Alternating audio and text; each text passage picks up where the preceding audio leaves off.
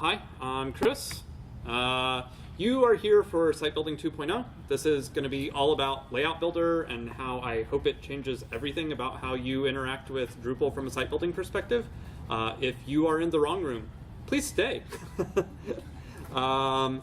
So real quick, who am I? I'm Chris. I'm Eclipse GC online, if you see me anywhere there.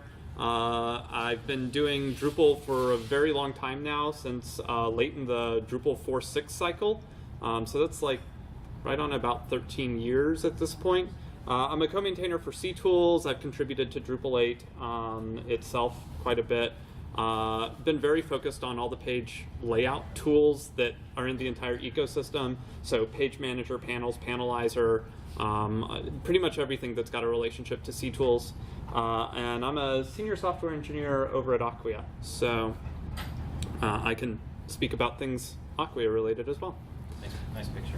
Thank you. Thank you. That picture's very recent. I'm not going to spend a lot of time on slides. We're just going to demo. How's that sound? All right. So you all probably can't see that too well, so I'm going to blow it up a little bit. Hopefully that's okay. Okay, so I have, as you can see, a very complicated site that I've spent a lot of time on the front-end theme with. And so real quick, some ground rules. What you're looking at is a vanilla 8.6 checkout that I did earlier this morning. I have applied one patch. It's a patch that I hope will get in for the 8.6 release. That patch has 2 test failures that I'm not sure what are. So we are totally flying by the seat of our pants here. But hopefully it goes well and that we all take away something from it. So the other things worth noting is that, as you can see, I do have this custom theme applied to it. It's not Stark, it's a custom theme, and we'll look at some of the features of that theme. And I have a custom module added in here, which is called Layouts. You can find it at drupal.org/project/layouts. And it won't be exactly what you see here, but it's really just meant to give you some instruction on how to do some of the things you see today. Please do not adopt that module and use it, because I reserve the right to break it at any time. Cool? Cool. Okay. So the only other thing of note here is that I've already installed Layout Builder. And so I did this just like as a matter of course, but I want to talk a little bit about what this does to your site as soon as you do it, because there are a couple of interesting contentious things kind of going on here, as well as some things you should know about. So if I come into content types and I go to manage display on my article, you'll see like I immediately don't have most of the page you're used to having right here. So this page normally has a list of fields on it, and you can change the formatters for those fields, and you can like drag, reorder them just like in a table drag sort of solution. Instead, we now have this Manage Layout button, which if I click is going to take me to a completely different user interface. And on this, you'll see I have comments and tags and a body field and an image field. And what's cool is I can actually like drag and drop reorder these things right on the page, which is a really big win. So one of the other things worth noting is that we have the ability to do things like add sections, both at the top and bottom. I'm going to come back to that. Instead, let's go look at a piece of content. So I have 2 nodes in here. One of them is Orion, and the other one's the Milky Way. And you can see that these are articles. They conform exactly to what we just saw a second ago, right? So if we do something a bit more complicated in here, I can add sections, and what we get are a list of layouts here. Has anybody in here used the layout system? If you've used Panelizer or Display Suite in Drupal 8, these are the exact same layouts, okay? You're going to see some really cool extra things that Layout Builder can do with those layouts that those other systems can't do yet, and probably won't ever be able to do. But it's worth noting these are the exact same API that is in core already, that every other layout mechanism is really using at this point. So from 1 column down to this 3 column, 33, 34, 33, these are all cores layouts, okay? And then I have a whole set that I added for myself. So I'm just going to add a 2 column that's 3366. And you can see I now have new regions on the page. So I can go ahead and drag and drop this stuff around here. And of course, you're going to be a pain. Yep. And I can also remove things that I don't wish to have. So I don't want to have comments, so I'm going to throw away the comments block here. And I'm going to take tags, and I'm going to put it up here.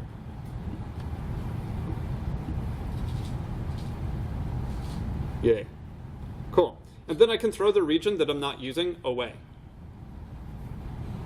So if I save this, and we come back to my article and we refresh it, you'll see immediately it's updated to that layout. So that's a really cool, just sort of like default level thing we can do. So we can add in these defaults. Now, what's worth noting is that the same user interface you just saw me working with just got applied to every content entity within the entire system. Okay, so that could be set of taxonomy terms, that could be set of users, nodes, all of these different content level entity types. This user interface exists and is deployed on as soon as you turn Layout Builder on. It's worth noting we're having a larger conversation in the community about whether or not we're going to do like an opt-in, opt-out mechanism on that so that you aren't just forced into this frame. But for the moment, for 8.5 at least, this is what you're going to find in the system. Also, if anybody has questions at any time, like, feel free to stop me. So, coming back over to my article manage display page, we also have this little check mark here. And what this check mark says is allow each content item to have its layout customized. If I check mark that and hit save, then when I come back over to my node, you'll see like view, edit, delete, revisions. I now have a layout tab on here once I refresh. And this means that I can come into this specific one and I can begin to customize it further. So I could do something like add another section here. And just for some visual difference, we'll add like the opposite. So now I have a 6633. And maybe on this particular one, we'll go ahead and add comments back in. And maybe, you know, good old powered by Drupal.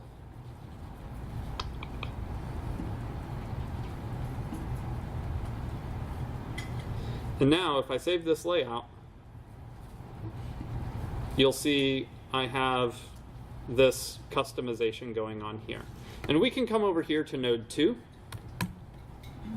And you'll see I don't have that customization here because it's exclusive to node 1. So I could customize node 2 in a completely different way as well if I wanted to. I'm going to stay really focused on node 1 for the moment. So one of the great things about what we've done, though, is that you can come in here and you'll see I have these configure sections. So layouts are a configurable plugin. This means that you can associate configuration level elements with it and then react differently based upon what you see there. And all of the ones shipped in core don't do this at all. So if I try to place one, it's just going to place automatically, no big deal. Like, I'll even show that. So if I say I want a 1 column, you'll see, boom, I have a 1 column. Yay, that was easy. But you can remove sections too. I can come in here and I can configure this. And one of the things that's going on here is it's full width, side to side at the moment. And I mentioned that I'd spent a little bit of time on that theme. Well, I can update this and you'll see immediately it changes visually how I'm interacting with it. So this top part is now more narrow than the bottom part is, which still goes full width, because each of the individual sections is configurable in this regard. So I can even show this on the front end. On the front end, nothing has changed because I haven't saved it yet, right? So if I wanted to, I'll go ahead and do the same thing down here. And we'll hit update, and we'll hit save. And now you can see that the entire page has kind of been narrowed up. I really, really dislike this, sorry.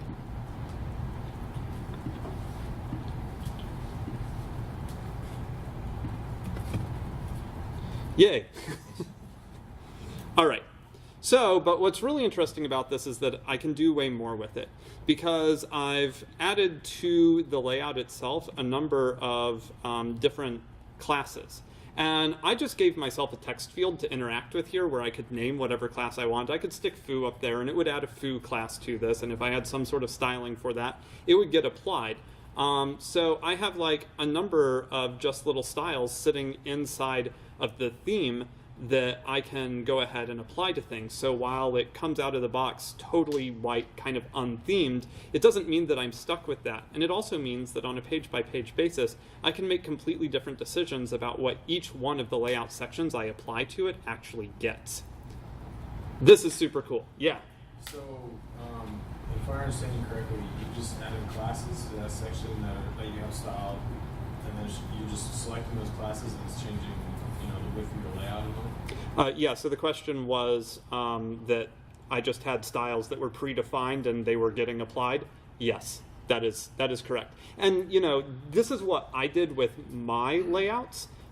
If you wanted a select list so you could limit it down to only things that actually exist because your users don't magically know all of the classes that you have, you could totally do something like that. It's well within the realm of possibility. If you wanted a multi-select list of classes, they could go ahead and do that, though that might be sort of interesting. But there are a lot of things that you can do here. And so the layout actually becomes a fundamental part of the page. You get to make decisions about what a layout can do and how things get applied within that layout.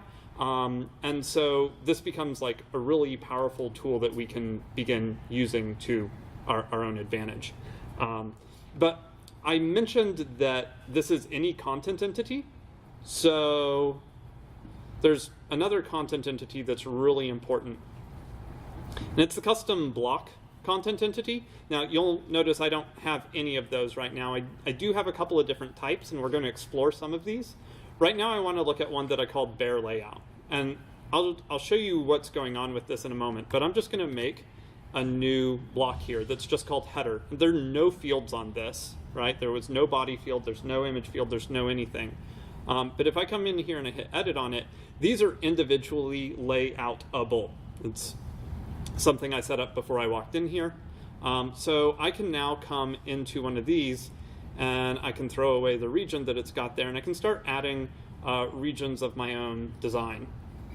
So I'm gonna make a custom layout, use one of my custom layouts that's called image. And what this is designed to do is actually allow me to reference media that's already on the site and begin using it as a layout level element. So I have a media item that I already uploaded that is called header.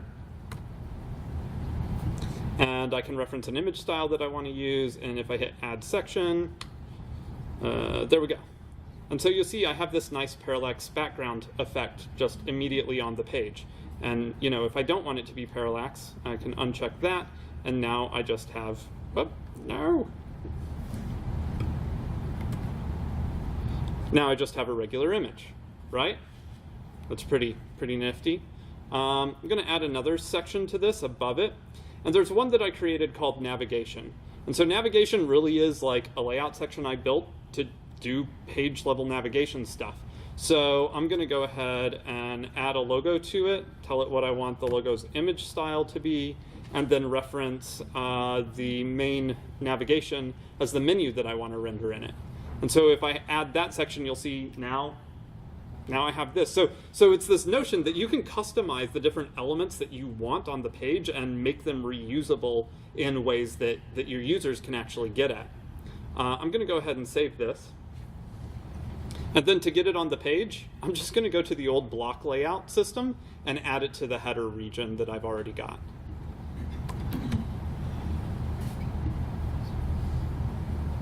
We don't want to display the title. Great.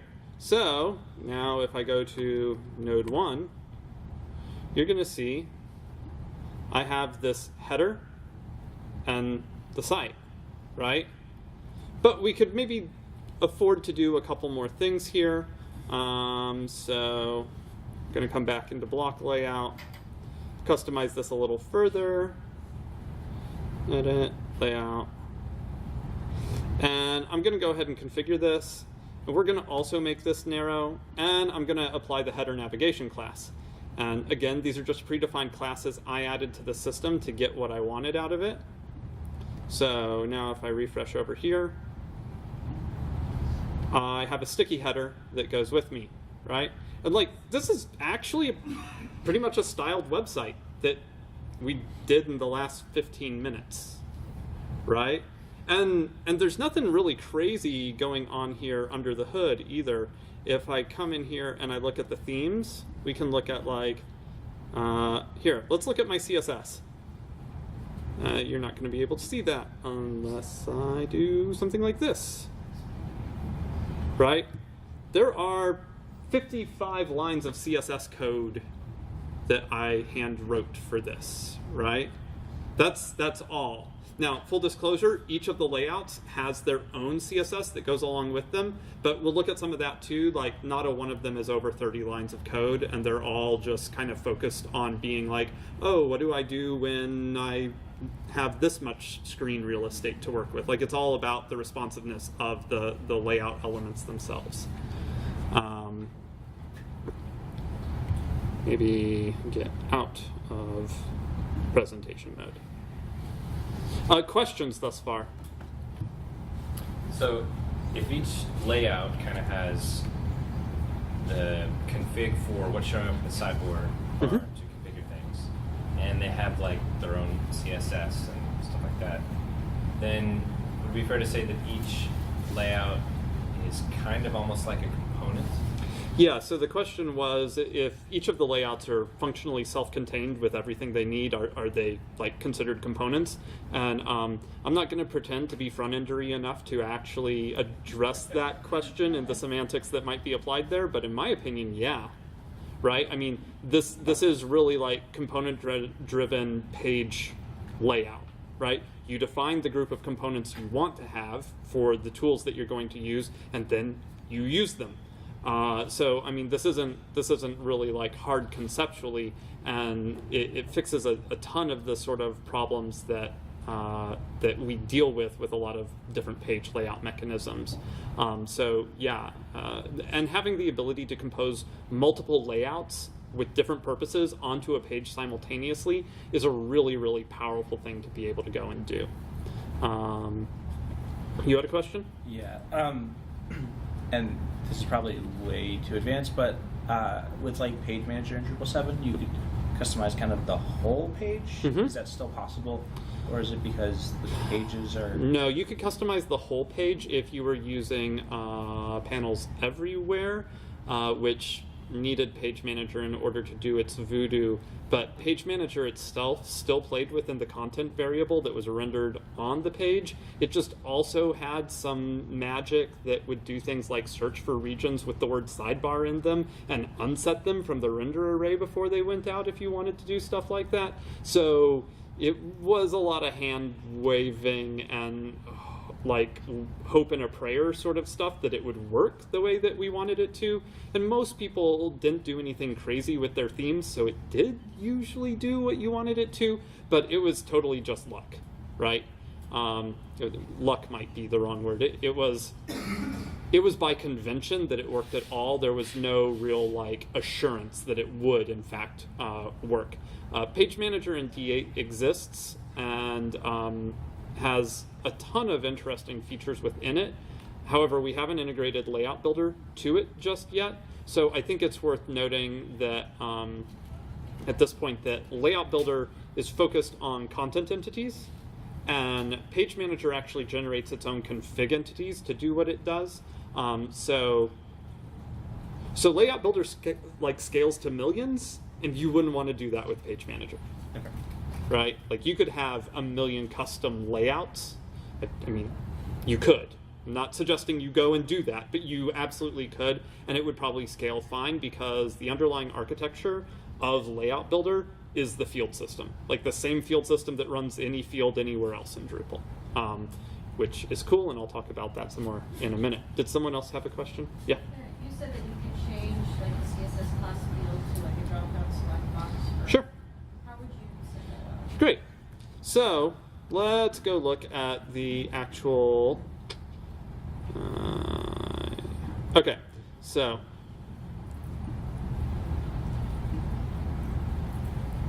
this is the layout definition YAML file that says here are all the layouts provided by my module, right?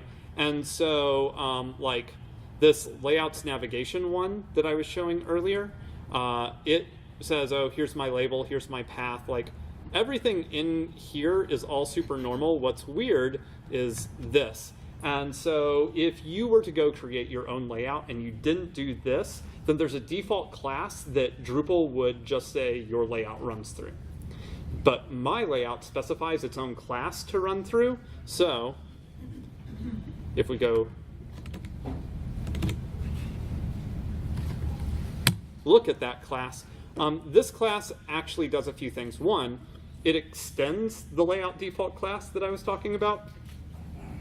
And two, and most importantly, it implements the plugin form interface. By doing that, Layout Builder sees it as a configurable form and invokes its form as config in the sidebar like you were seeing. So this class is relatively easy to get at, and it has, you know, it's just doing like normal form level stuff.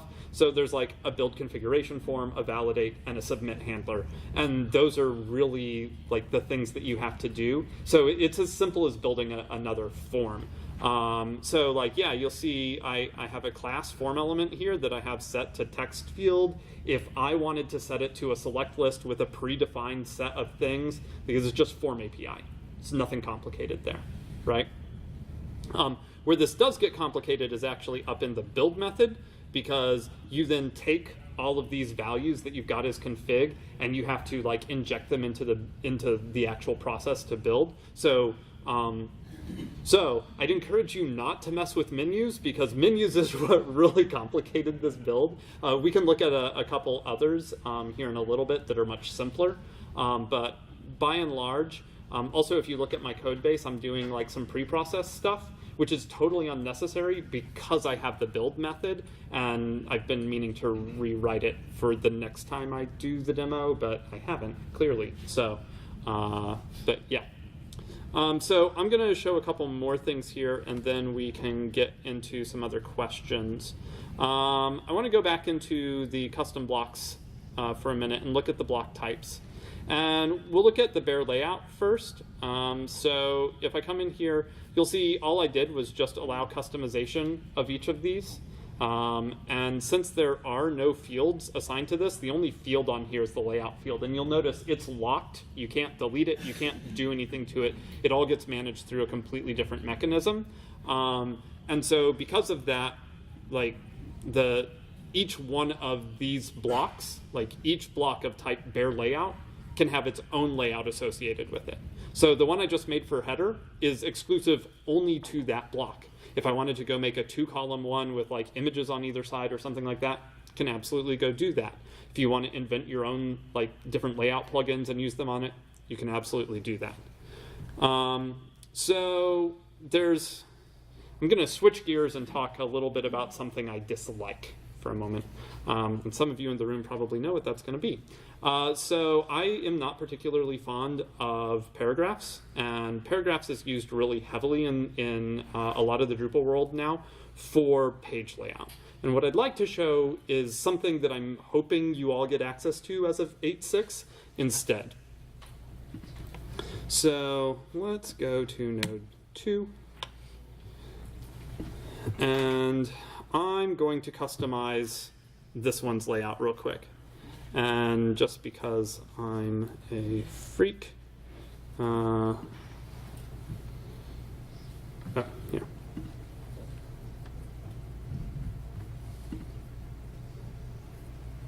All right, cool.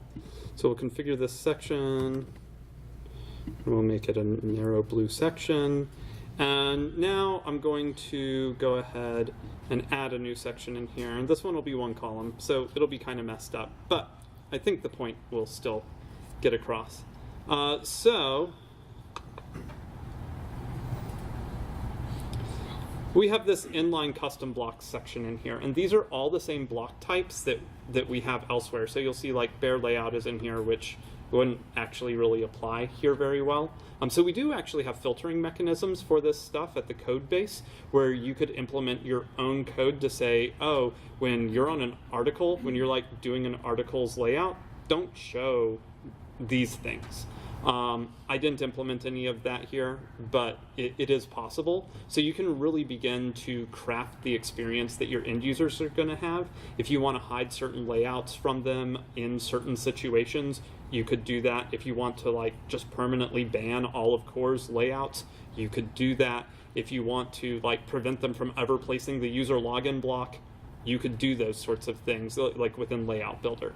So it's a really interesting and cool thing to be able to do. But I'm going to go ahead and place an image and text block. And I've already set up a couple of default layouts for this. So when I come in here and I do this,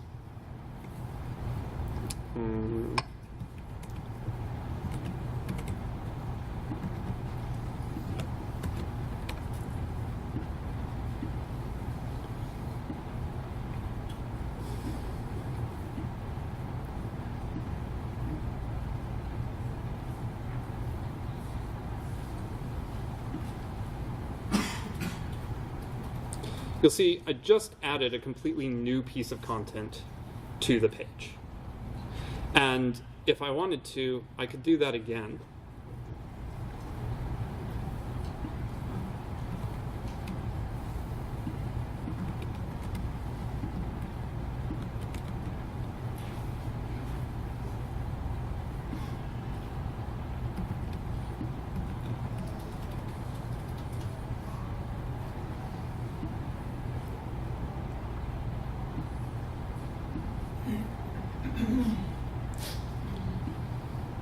So I just added these two blocks, one on top of the other. Now this is very paragraphs-like in its implementation, just right here. But what's especially cool about this is that if I come in here, I can configure this, and since I went ahead and went to the effort of setting up multiple different view modes, I can change the view mode that it's rendering in so that I can do like kind of this back and forth sort of style. And again, I'm not going to like dig too deep into this right here because I only set up one block type to do this. But you can see like the power of something like this very quickly. I have elemental control of different block types, and I can even change the rendering of that block type on a per instance basis as it shows up on the page. Yeah. Is there a restriction on how many blocks that can be used on a page? No. There is not. So if I save layout on this, you'll see like now I've got that content on here as well. And again, kind of flying by the seat of my pants here, if we come into block layout and I say place block, like if I start looking for Sagittarius, you'll see it's not in the block system anywhere. So one of the big problems with doing this sort of thing with the normal block system would be that it has a tendency to pollute your block placement elsewhere. So the longer you use this, the more blocks you end up with, the bigger a nightmare you have. But the way we've set this up, none of these blocks are ever intended for reuse within the system when you place them this way. And this becomes very powerful because it means that you can build elements that are only ever going to exist in one place, and you don't have to have your end users deal with the fact that underneath the hood, Drupal thinks of that content, whether it's reusable or not, all the same. So I know some people in the room have actually run into this problem, and it can be a really, really big problem on a site of any significant size. Yeah? So if you were going to do that instead of using paragraphs, when you programmatically, if you were going to load the node or the piece of content, do those blocks now get associated with that? Or so these blocks, the way this works is underneath the hood, and actually, so we've gone back and forth on exactly how we want to do what I just did. So we're kind of in flux in terms of the specific approach. But I think what's important to maybe keep in mind there is that there are a couple of different options, and the one that we've adopted right now has it saving in the same format as Core saves these custom blocks today. It just has an indicator of whether it's going to be reused or not, and if it's not intended for reuse, i.e. it got created in this way, then the block system at large is never informed of it. So what that means then is that the layout field that's holding on to all of this data has direct references to specific blocks in here and knows to just go and load them from the entity system manually and then render them, instead of having like that be staged through the block system directly. Does that make sense? It does. Specifically, what I'm asking is if you're using some sort of other mechanism for gathering that information, and it's not a part of the node or the piece of content, how would you go about getting that? In my particular instance, it would be we're using an outside searching system that we need to index pieces of content in. So we're using paragraphs because they attach to the node. I'm just going to say node even though it's content now. Sure. But they're attaching to that so that we know we only have to load the node instead of going out and grabbing everything else associated with it. So yeah, if you load this node, the field that knows this stuff is part of it, and that field will retrieve and render these blocks for you. Okay, so then the layout field Knows this stuff and does the work. Okay, Yep. that answers it. Thank you. Yeah. So I'm using paragraphs to create like little bits of data, Uh-huh. right? To embed in a custom block like an infographic. Right. You know, and it's repeating. It has a nice, you know, because you do multiple field on it. And Yep. You get like this nice little field bundle that you can repeat over and over and over and over. Yep. Again. And it gives a good editing experience because when you go to edit that custom block, you see the data, you don't see the reference. You know, whereas I tried to go block within a block and you just see the reference. Mhm. Right? And that doesn't help the editor because then they got to go track it down. Is there a way to do the inline block to use it as sort of a multiple, like a field bundle that you could do a repeating region within a custom block? And how would that editing experience look like? Well, so I think what's important to keep in mind here is that, like, these are just fields, Right. right? This stuff here is just fields. So, like, if I wanted a multi-value image field or date field or a group of What I want multi-value is a fields. multi-collection. So I want Right. all those fields repeated 20 times. Okay. Yeah. So, like, where I think this gets interesting, and where, like, I don't feel like paragraphs for page layout is a good use case. Like, let me just put that there. And that's not what I'm doing. Right. What you're doing is data collection, and paragraphs for certain data collection situations actually makes a ton of sense.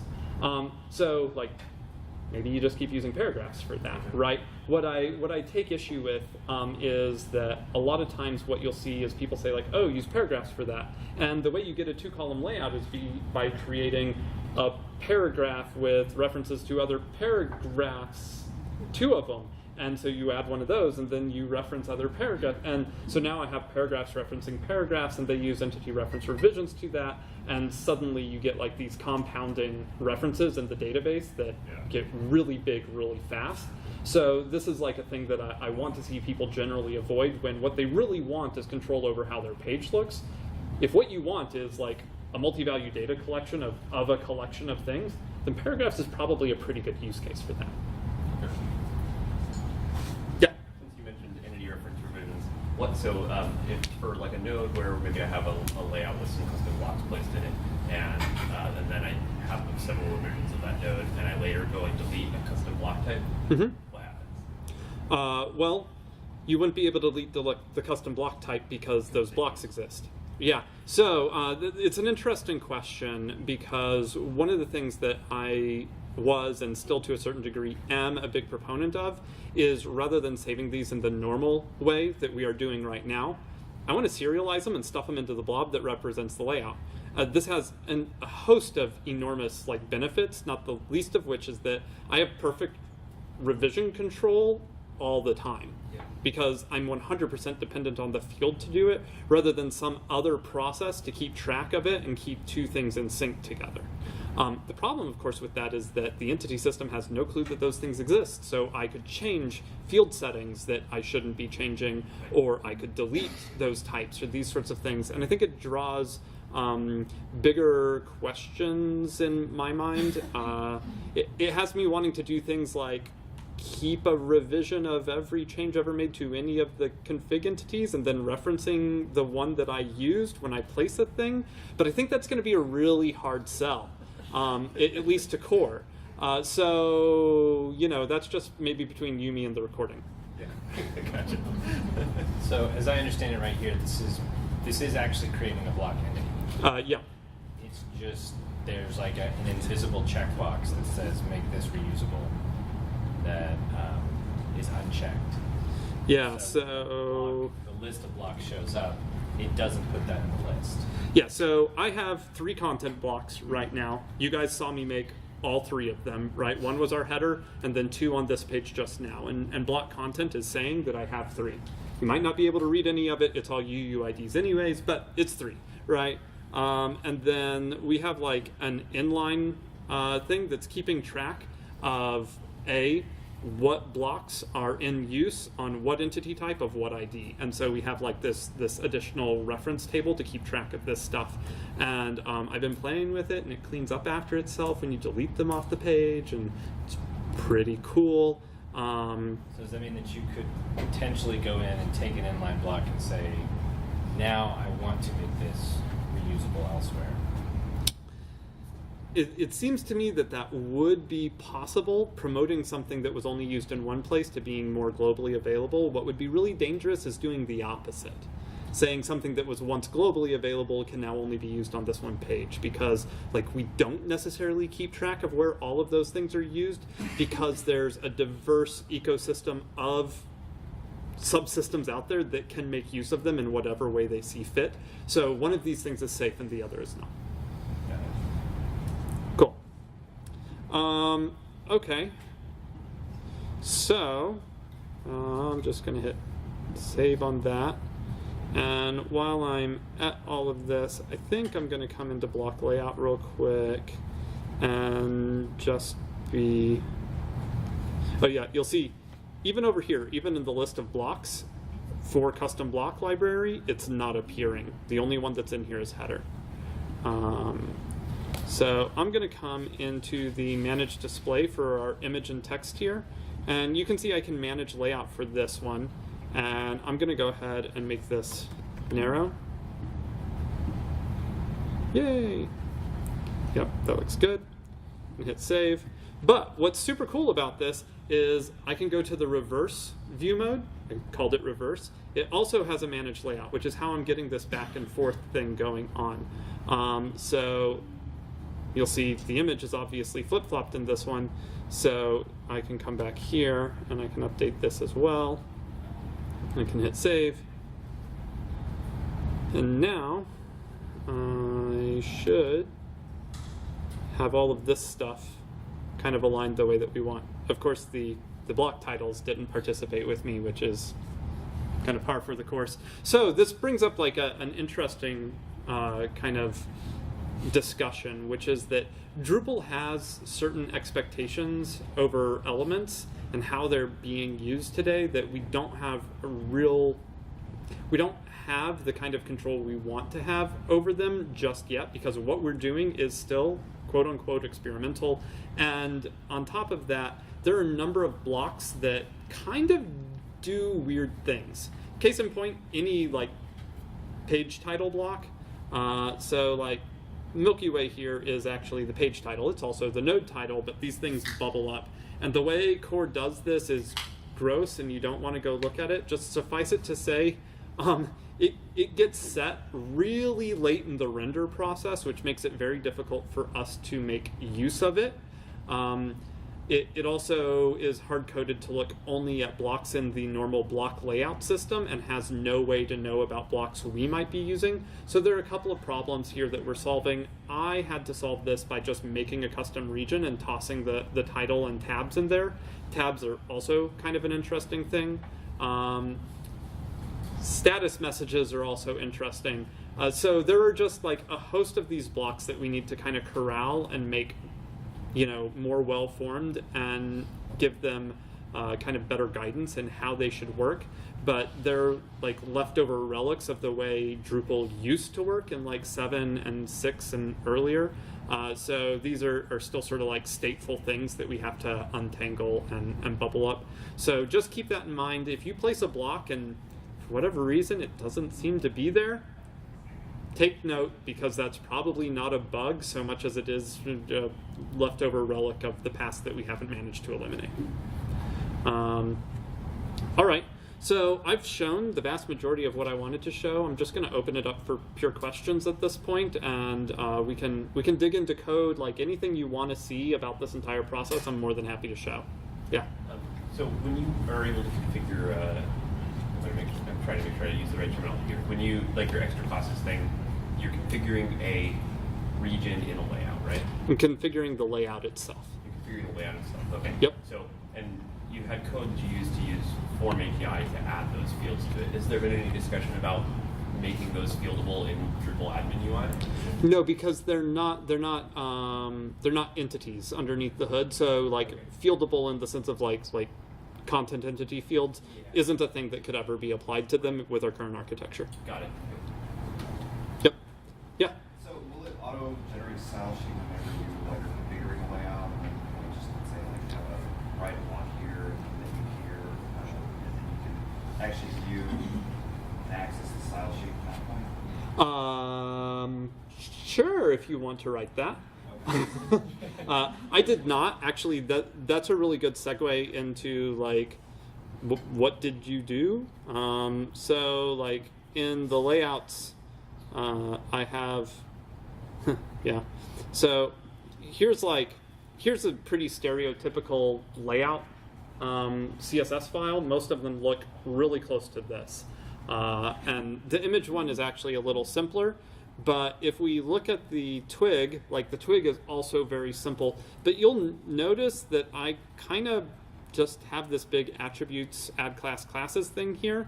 And then where it gets really interesting is down in the plugins. So the image layout itself says like, hey, let's see, what did I do? Yeah, so media is required, and I'm actually getting this from the parent, so we should look at that. So it says you're an entity autocomplete to media, and then what happens with this is that, of course, I did it in a pre-process, which is awful and will be harder to read, but the punchline is I did an inline style for it. So it is not required that you do it this way. I am just only showing proof of concept of the sort of things that you can do. So what you would want to do is probably do something like add to the submit handler of your layout so that it actually generates the CSS that you want and then ensures that it gets re-included as part of the library. I didn't want to go to that effort to show what I showed, so I didn't do it, but should be totally possible. So I'd assume since it's going into core, it has full multilingual support. I am glad you asked that. Not only does it have full multilingual support, it has full revisionability support. It is not currently creating a new revision with every change that I make. I have a 4-line patch sitting in the issue queue to do that. However, Core's kind of like broadened its horizons with regard to what it's doing from a revision perspective. So the layout builder team has not made a decision about what direction we'll be going for that because content moderation is in Core and it has one set of expectations, and workspaces is now in Core and it has another set of expectations, and you might not turn either of those on. So you have yet a different set of revision level expectations. And so we've been talking with the teams that are working on that about what the best way to hook into that would be. But ideally, and the way Lightning, which is an install profile that Acquia maintains, does this, is it has traditionally used workbench moderation, and I think they recently made the move over to content moderation. And what we have done there is we've moved layout editing into something that can only be done on like a forward revision. So you can never change the layout of the currently published node, in our case. And that has worked really well for us. But it would mean that in something like workspaces, if you were in an unpublished workspace, then you could change any of the things that are in there just like as you feel. But I went to revisions and didn't answer language. So yes, it's totally multilingual. The way it works, we have test coverage to prove that it works for multilingual, but we were encouraged not to spend a bunch of time trying to make the user interface work for multilingual just yet. And that was the UX team. They were like, just make the thing work and we'll worry about multilingual later. There is yet another patch in the issue queue, which I think is a really good patch. We just haven't pushed to get it committed yet. That what it does is it lets you just visit the language. So you can just change languages, and the layout tab now edits that language's layout. Works really, really well. I didn't get into how the reverting works here, but it works with our revert system as also very nicely. So you can go in and you can say like, oh, this is a right to left language, or this is a left to right language, and you can completely reconfigure things the way that you want, and then you can kind of clean up the stuff that you don't want through reverts. We'd really like to see things not get deployed in a particular language at all until you specifically say you want to do that layout. But like I said, there's nothing committed to core on that except for test coverage to prove that the field itself supports it. So like, you might have to choose your own adventure here a little bit, but we have some really good like patches as guidelines out there. So if you need to be doing multilingual for this, there's a patch that some version of will probably end up in core in the not too distant future. Just a second. Ron, did you have one? Yeah, so kind of open-ended, but it seems like with the layouts and the ability to have the fields, that kind of blurs the lines a little bit between a layout and block to a certain extent. It absolutely does, yes. So the open layout custom block you had is really just a wrapper around those layouts. So I'm just curious what your thoughts are about that blurry line as we start to think about best case moving forward. What do we recommend? Like, how do we use these things? When do we choose to do one or the other? So I think that's it can absolutely be considered kind of a blurry line, because what's cool about this is you can build layouts that have no regions, right? Like the image one that I showed has no regions whatsoever. So its only purpose is to stick a background image on your page somehow, some way. And I think it becomes kind of like, it's a question that the front-enders and the back-enders kind of need to collaborate on for any given project, and they need to say, like, what are the top-level page kind of elements that we don't need an additional abstraction for, right? And anytime you can answer that question really definitively, you know what should be a block and what should be maybe a layout-level component. You mentioned at the beginning that you are currently applying a patch against your local. It was the inline block stuff that you saw. Yep. Yeah. There's currently, obviously it's a patch off of D.O. We're still kind of discussing specifically storage issues around that, and it has 2 failures in the issue queue at the moment. But yeah, the feature that got me was the inline block stuff that I did towards the end. So, I mean, I haven't used Panelizer that much, but it sounds like, the layout of the traditional design is now going to become revisionable as well. Mm-hmm. So you could have 2 completely wildly different landing pages. Yep. And your revision history can stay clean. Yeah. So what gets really interesting here is you could do something like build a new content type that has no fields, kind of like I did with the bare layouts block. You could do that with a node. And now, rather than having some body text that you're obligated to stick on that page, you could have nothing, just make every single one of them a custom revisionable or a custom layout thing. And if you've got the revisionability turned on, then yeah, they would have their own revision histories exclusive to each one of those nodes that you do that with, and they could have radically different layouts. Can you talk about the stability of it in its current state? Yeah. I am a maintainer for Page Manager and Panelizer and Panels, and I would use this over any of those modules all day. We hit beta level stability in 8.5, which was the requirement to have it even released as an experimental module. Core has become increasingly rigid, and I mean this in a good way, but they've become increasingly rigid about what beta stability means.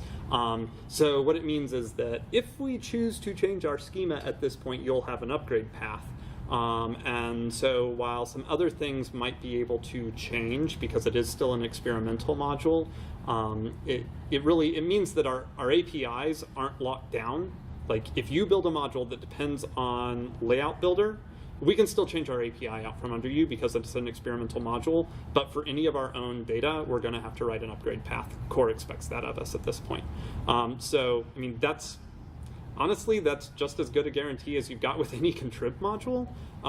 So it's worth using, and from a stability perspective and a usability perspective, I would choose what we've got here over any of the other layout tools that are in contrib. And I maintain, to some degree, like half of those. So I'm curious, like, looking at moving into Layout Builder, which of course during the course is a good idea, and then compared to, say, Panels and Panelizer,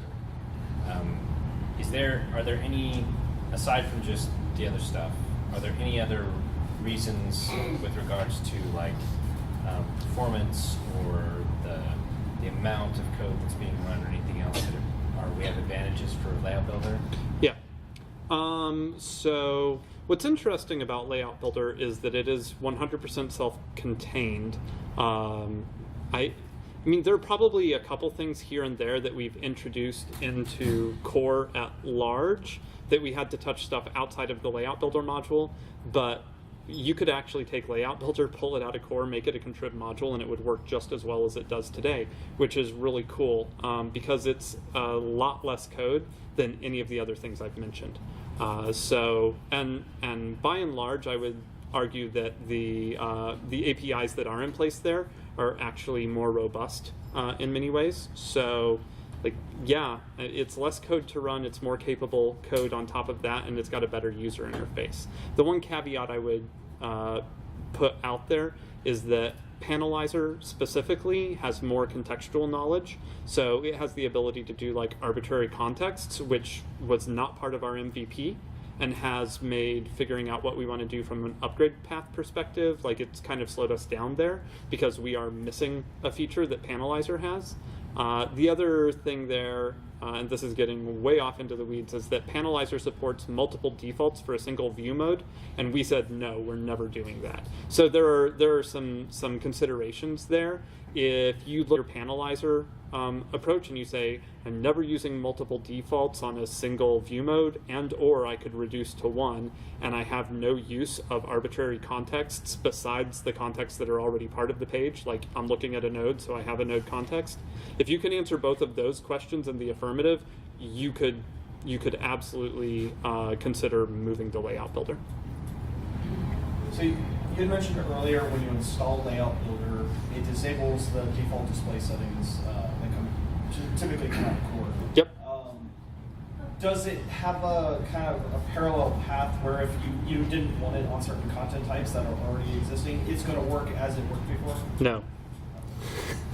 And we do have an issue about that. So there's, I had made mention of this and I kind of flew by it, but there's a discussion in the Core issue queue about whether we're going to do an opt-in or an opt-out for Layout Builder. And what we have discussed as the Layout Builder team, at least the last time I checked in on the discussion, which admittedly was about a month and a half ago, we had decided that what we really wanted to build was something that came in and changed nothing about your site currently and affected everything you did going forward. So if you were to install Layout Builder and then create a new content type, Layout Builder would automatically opt you into that and you'd have to manually opt out. But for anything that you had created already, you would have to go and manually opt in. And that is probably the route we'll take because it's like the biggest bang for your buck going forward, and it also doesn't break anything that you might have already set up. How does this work with, say, I think conditional fields? Any kind of like state API? Is there any, I guess, issues with putting like all those fields are managed within like the manage form display, or when you turn on conditional fields, is that affected at all by overlaying like the layout? I'm going to like do something, and you tell me if I'm coming anywhere close to your question. So if I come in here and I hit add block, what I get underneath content is a list of every field that's attached to this bundle. So like page would have a different set. If I had different types of content types, they'd all have a different set in here. So whatever fields are attached to the bundle of the entity that I'm looking at will appear over here. I haven't used conditional fields module, I guess, so I don't know exactly how to respond to that. It's But just if the you way that it displays it. Oh. And just like it'll either display it. It's usually used for like forms, and if you select one thing and another field would show up, that's like the common use case. Right, yeah, we're not doing anything like that. Nothing would be impacted by that. Right, so what we've got going on here, I think there's another patch that I would like to see go into 8.6, and it's visibility control. So like over here, when I click that, I would have a visibility settings tab as well that I can open up, and I can apply visibility controls to each individual block in the page. And we've written all the code for it. We have test coverage for it. We just didn't try to push it into 8.5. So something like that could totally be leveraged to do what you're saying, because I could place the body field here as many times as I want, or that image field as many times as I want, and then I could conditionally show it based upon values of other fields or something like that in different formats. Something like that is absolutely possible. But there are a couple patches still kind of waiting in the wings that you would need to have before I think you'd really be there. Does that answer your question? Yeah. I have another one. So are you no longer supporting panels, Panelizer? No, we're still supporting all of those. Okay. But Panelizer will be the first to go. I doubt it has more than a year left of support.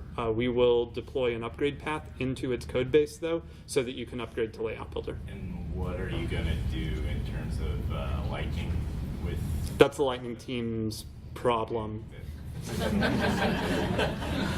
I like those guys, and I'm sure that they will yell at me at some point about all of this, but I mean, like, at the end of the day, the atoms, as we call them within Acquia sometimes, they make all of those decisions about that sort of stuff. And so they'll decide which direction they want to go and get other people involved as necessary. Some of you may have heard, like, Acquia's had some interesting internal restructuring as of late. And so the manager of that particular team actually has a whole bunch of additional core resources at his disposal now. So I think they'll be fine, but I cannot predict what direction they'll go.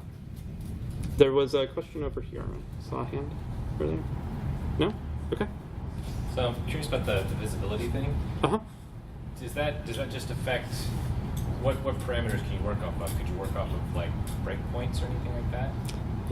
So you could work off of anything that you can expose as a context to that system. That would be custom code in order to do, but I could see something like that being done. The problem with it is that, like, breakpoint evaluation is like a thing that happens in the browser usually, so not necessarily at the PHP layer. So I think like that one in particular might not be something that is super practical. Yeah.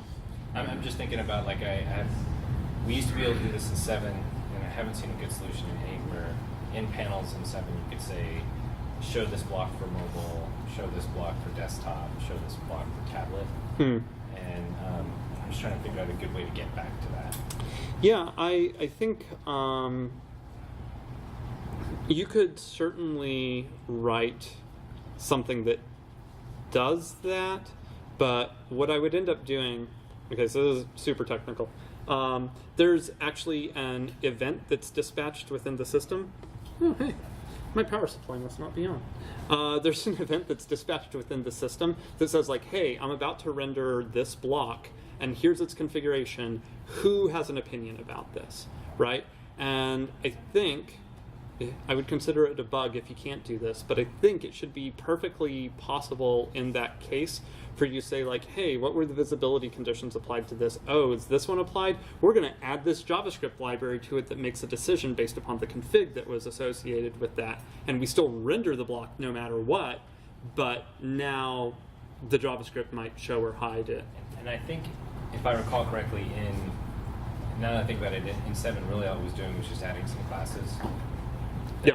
Had, the CSS would show or hide based on that. So that's easy enough to do anyway. Yep. Yeah. One of the things that we have not even begun to write, but want to write, and some of you who are like heavy panels users will identify with this, is that panels has this notion of like wrappers, so that you can apply a wrapper to a particular block or even to a particular layout, though I don't think we'll adopt that in the long term. But we want to do it for blocks so that you can have like wrapper styles that get applied to these blocks as part of their rendering process. And like I said, we haven't even begun to write the code for that yet, but I would say it's a planned feature on the long-term roadmap. So it'll probably be past stable when we get there, but it is something we want to do. All right, well, we're right at time, I think, so I'm going to let you all go. I will obviously be around for the rest of the day, what little we have of it, so feel free to find me, and thank you.